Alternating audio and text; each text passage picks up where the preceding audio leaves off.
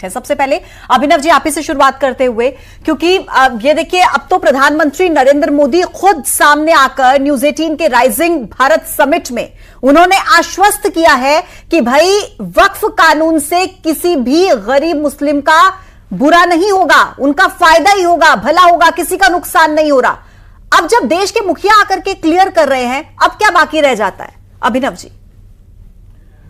पूजा जी, देश के प्रधानमंत्री नरेंद्र मोदी जी ने लगभग 11 साल से प्रधानमंत्री हैं और 11 साल में जिस तरीके से पूरे देश को नफरत की आग में झोंक दिया है, जिस तरीके से आर्थिक स्थिति देश की पूरे तरीके से चौपट हो चुकी है, उसके बाद आज जब हिंदू मुस्लिम खूब करा लिया, उसके बाद अब जाकर उनको मुस्लिम प्रेम जाग रहा है। उसके बाद तो ठीक है, आप जीत कर आ जाते हैं सत्ता में अभिनव जी, कैसे?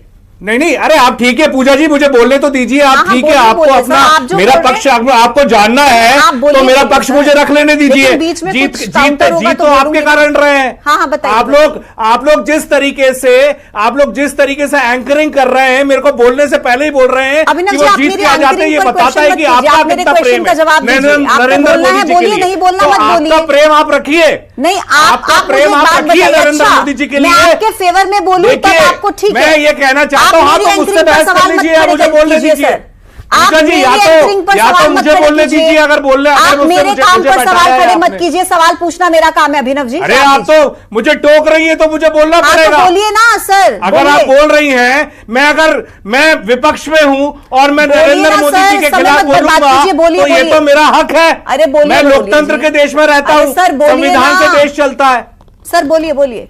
तो मेरा इतना कहना है कि अभी इनका जो प्रेम जाग रहा है वो क्यों जाग रहा है ये तो अभी धीरे धीरे पता चलेगा। लेकिन ये फिर से इनको चिंता पसमंदा मुसलमानों की हो रही है, तो कम से कम शिया मुसलमानों की भी करें चिंता, जो सुन्नी मुसलमान है उनकी भी करें, बोहरा मुसलमानों की भी करें।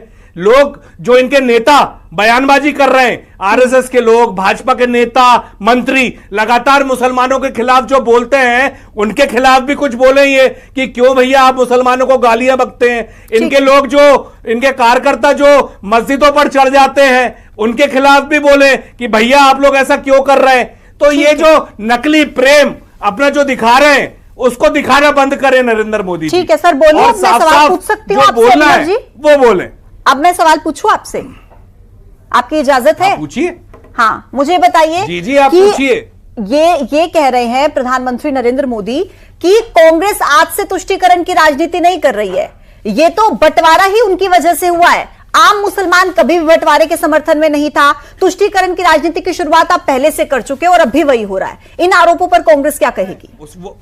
हाँ, वो ऐसा बोल रहे हैं, उसका जवाब यह है कि नरेंद्र मोदी जी खुद की पार्टी को देख लें और आरएसएस को देख लें कि उन्होंने आजादी की लड़ाई लड़ी है कि नहीं लड़ी। उनकी पार्टी के लोग तो मुखबिर थे, वो तो मुखबिर और जो चाटुकारिता थी वो करते थे। कांग्रेस पार्टी में तो गांधी, नेहरू, वल्लभ भाई पटेल लगातार आजादी का आंदोलन लड़ा है, आजादी दिलाई है, इस देश को खड़ा किया है। इस देश में आज जो आप निवास कर रहे हैं, हम जो सुख सुविधाएं ले रहे हैं, वो तो कांग्रेस पार्टी की देन है। इन्होंने क्या किया? इनके पार्टी के लोगों ने क्या किया? मुखबरी करी है, लाइन से सारी चीजें हैं। तो देखिए, आज आप कांग्रेस को कितना भी कोसे नरेंद्र मोदी जी कि कांग्रेस ने ऐसा